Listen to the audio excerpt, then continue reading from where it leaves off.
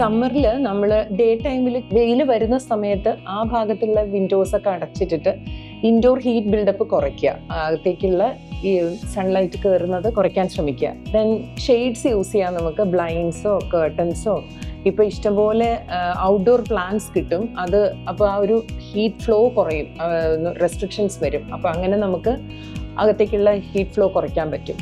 പിന്നെ ഒരു smart ventilation plan ചെയ്താൽ മതി. പകൽ സമയത്ത് ഇത് അടച്ചിട്ടിട്ട് വൈകുന്നേരം ആകുമ്പോൾ കൂൾ എയർ വരുന്ന സമയത്ത് എല്ലാം തുറന്നിട്ട് എയർ ഫ്ലോ പ്രൊമോട്ട് ചെയ്ത് കഴിഞ്ഞാൽ ആ റൂം കുറച്ച് കൂളറായിട്ട് ഫീൽ ചെയ്യും. പിന്നെ ബൾബുകൾ യൂസ് ചെയ്യുന്നത് ഇപ്പോൾ യൂഷ്വലി LED തന്നെയാണ് യൂസ് ചെയ്യുന്നത്. LEDs യൂസ് ചെയ്യുമ്പോൾ അത് ഹീറ്റും കുറയ്ക്കും, പിന്നെ കോസ്റ്റ് വൈസും അത് നമുക്ക് കുറച്ചും കൂടി ഇഫക്റ്റീവാണ്. അപ്പോൾ ഇങ്ങനെയുള്ള ടെക്നിക്സ് യൂസ് ചെയ്തിട്ട് നമുക്ക് ടു ആൻ എക്സ്റ്റെൻറ്റ് കുറയ്ക്കാൻ പറ്റും.